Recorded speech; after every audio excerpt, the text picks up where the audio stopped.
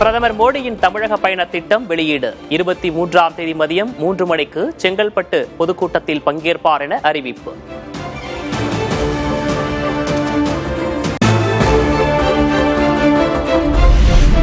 அதிமுக பாஜக கூட்டணியில் இணைவதாக அமமுக அறிவிப்பு.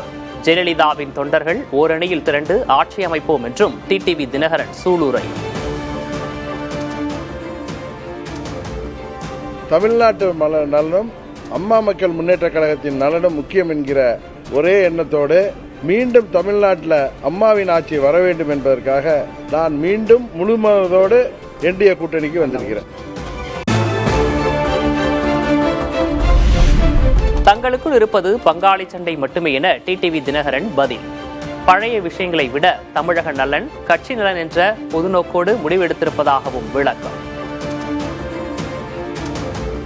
பங்காளி சண்டையெல்லாம் தூக்கி ஓரமாக வைத்துவிட்டு விட்டு கொடுப்பவர்கள் என்றைக்கும் கெட்டுப்போவதில்லை என்கிற சான்றோர் மொழிக்கு ஏற்ப எல்லாவற்றையும் மறந்துவிட்டு என்டிஏவின் வெற்றிக்காக தமிழ்நாடு முழுவதும் அவர்கள் ஓயாமல் உழைத்திடுவார்கள்.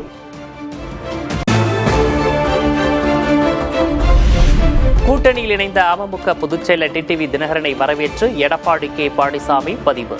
ஒன்றாக இணைந்து திமுக குடும்ப ஆட்சியின் பிடியிலிருந்து மக்களை காப்போம் என்றும் அழைப்பு.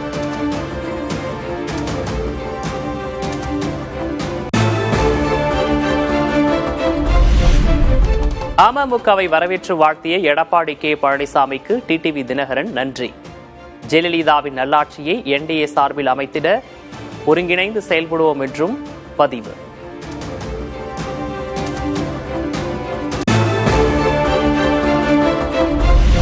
பழனிசாமியை துரோகி என்று சொன்ன தினகரன் அவரோடு சேர்ந்து எப்படி மேடை ஏறுவார் என செல்வ பெருந்தகை கேள்வி.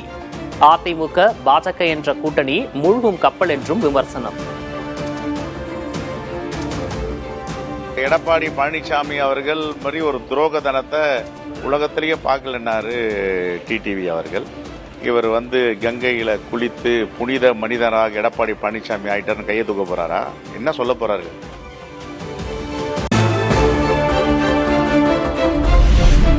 எம்எல்ஏ பதவியை ராஜினாமா செய்துவிட்டு திமுகவில் இணைந்தார் வைத்திலிங்கம்.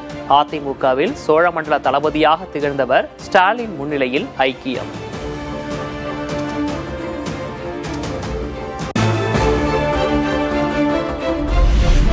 தேர்தல் வருவதாலும் ஓ பன்னீர்செல்வம் முடிவெடுக்க தாமதமானதாலும் திமுகவில் இணைந்ததாக வைத்திலிங்கம் விளக்கம்.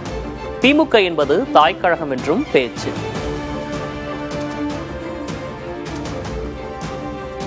நான் அண்ணா திராவிட முன்னேற்ற கழகத்திலிருந்து விலகினாலும் அண்ணா ஆரம்பித்த தாய் கழகமான திராவிட முன்னேற்ற கழகத்தில் என்னை இணைத்துக் கொண்டிருக்கின்றேன். அவரை விட்டு விலகி வருவதற்கு தேர்தல் சீக்கிரமாக வர இருக்கிறது. முடிவு சீக்கிரமாக எடுக்க வேண்டும். அது காலதாமதமானது. அதனால் நான் திராவிட முன்னேற்ற கழகத்தில் தாம் எந்த அரசியல் கட்சியும் நடத்தவில்லை என முன்னாள் முதல்வர் ஓ பன்னீர்செல்வம் பேட்டி. வைத்திலிங்கம் திமுகவில் இணைந்தது குறித்த கேள்விக்கு அவரிடம்தான் கேட்க வேண்டும் என பதில்.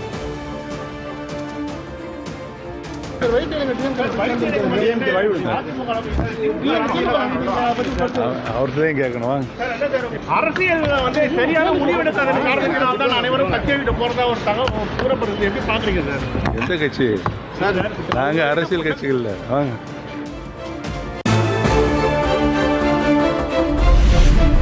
சட்டமன்ற தேர்தல் கூட்டணி குறித்து உரிய நேரத்தில் அதிகாரப்பூர்வமாக அறிவிப்போம்.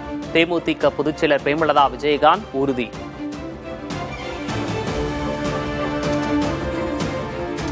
கேப்டன் குரு பூஜைக்கு எல்லாரும் வந்தாங்க. எல்லாருமே எங்க ஃப்ரெண்ட்லி தான், தோழமை கட்சி. ஆனா யாருடன் நாங்கள் இறுதி கூட்டணி அமைக்க போகிறோம் என்பதை உரிய நேரத்தில் எங்கள் மாவட்ட கழக செயலாளர்களை மீண்டும் அழைத்து அதிகாரப்பூர்வமாக உங்களுக்கு அறிவிப்போம். பிரதமர் மோடி பங்கேற்கும் பொதுக்கூட்டத் திடலுக்கான ஏற்பாடுகள் தீவிரம். பாஜகவின் தமிழக பொறுப்பாளர் பியூஷ் கோயல் நேரில் ஆய்வு.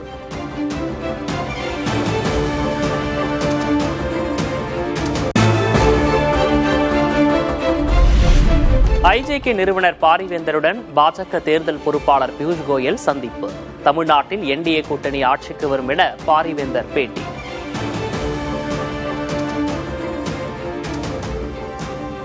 வருகிற 2026 தேர்தலில் உறுதியாக ஒரு மிகப்பெரிய மாற்றத்தை கொடுக்கிற வகையில் என்டிஏ ஆட்சிக்கு வரும், உறுதியாக ஆட்சிக்கு வரும். நான் நம்பவில்லை என சொல்ல வேண்டாம். நாட்டு மக்கள் எதிர்பார்க்கிறார்கள் மாற்றத்தை. அந்த மாற்றத்தை 26 கிடைக்கும் தமிழ்நாட்டு மக்களுக்கு. செங்கோட்டையனுடன் எந்த மனக்கசப்பும் இல்லை என தாவேக பொதுச் செயலர் ஆனந்த் விளக்கம். கட்சித் தலைவர் விஜயின் கீழ் அனைவரும் தொண்டர்கள்தான் என்றும் பேச்சு.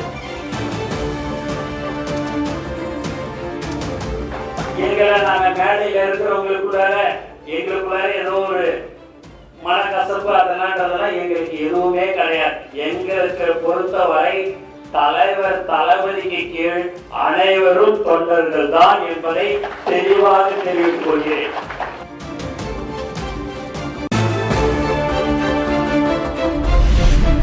இலங்கை கடற்படையால் கைது செய்யப்பட்ட மயிலாடுதுறை மாவட்ட மீனவர்கள் 7 பேர் உட்பட 90 பேரை விடுவிக்க நடவடிக்கை தேவை. வெளியுறவுத்துறை அமைச்சர் ஜெய்சங்கருக்கு முதல்வர் மு.க. ஸ்டாலின் கடிதம்.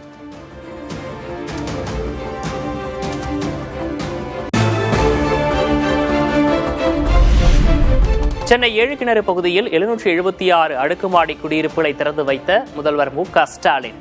வால்டாக்ஸ் சாலையில் 144 புதிய குடியிருப்புகளுக்கான கட்டுமான பணிகளும் தொடக்கம்.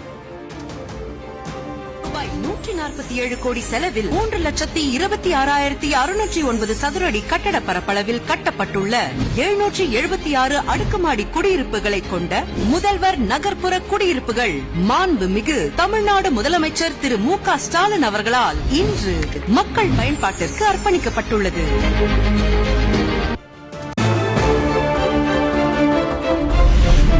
நாங்கள் இருக்கிறோம், எதற்கும் கவலைப்படாமல் உயர்கல்வி படியுங்கள். Chennai Thyagaraya Nagar little flower convent பள்ளி விழாவில் முதல்வர் மு.க. ஸ்டாலின் பேச்சு. இங்க படிக்கிற மாணவர்களுக்கு நான் சொல்றது, இப்ப எப்படி தன்னம்பிக்கையோட படிக்கிறீங்களோ இதே உறுதியோட நீங்க மேற்படிப்பையும் படிச்சு முடிக்கணும். உங்களுக்கு தேவையான எல்லாத்தையும் செஞ்சு கொடுக்கக்கூடிய அரசும் முதலமைச்சரும் தமிழ்நாட்டில் இருக்காங்கன்னு மறந்துடாதீங்க. இதுவதான் நாங்க இருக்கிறோம், கவலைப்படாதீங்க, தொடர்ந்து படிங்க.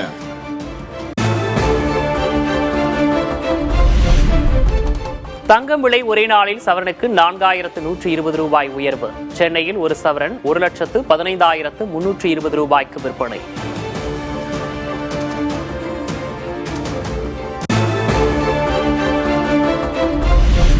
தொடர்ந்து உச்சத்திலேயே விற்பனையாகும் வெள்ளி. வெள்ளி விலை கிராமிற்கு 5 ரூபாய் உயர்ந்து 345 ரூபாய்க்கு விற்பனை.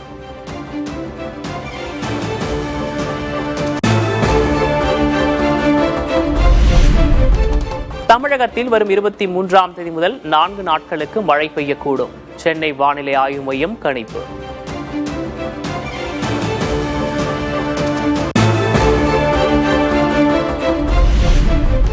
கேரளாவில் பேருந்தில் பாலியல் அத்துமீறல் என அவதூறு வெளியிட்ட யூடியூபர் ஷிம்ஷிதா கைது. ஒருவர் தற்கொலை செய்து கொண்ட விவகாரம் அதிர்வலையை ஏற்படுத்திய நிலையில் நடவடிக்கை.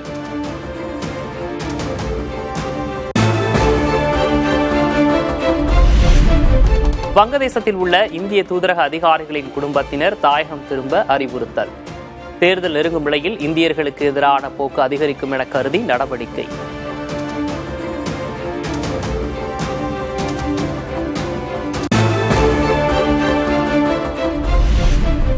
படைகளை அனுப்பி கிரீன்லாந்தை கைப்பற்றப் போவதில்லை, பேச்சுவார்த்தை மூலமே பெறுவோம் என அமெரிக்க அதிபர் ட்ரம்ப் பேச்சு.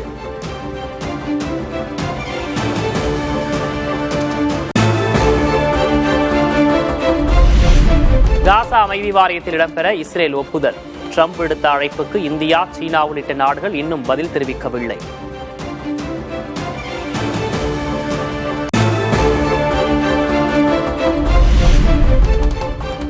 பூமியில் மனிதர்கள் மோதிக்கொள்வது விண்வெளியிலிருந்து பார்க்கும்போது அற்பமாக தோன்றும். ஓய்வு பெற்ற விண்வெளி வீராங்கனை சுனிதா வில்லியம்ஸ் கருத்து.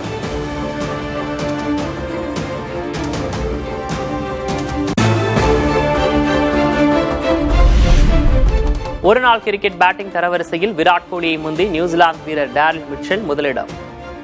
பந்து வீச்சில் முதல் 2 இடத்தில் நீடிக்கும் ரஷீத் கான், ஜோஃப்ரா ஆர்ச்சர்.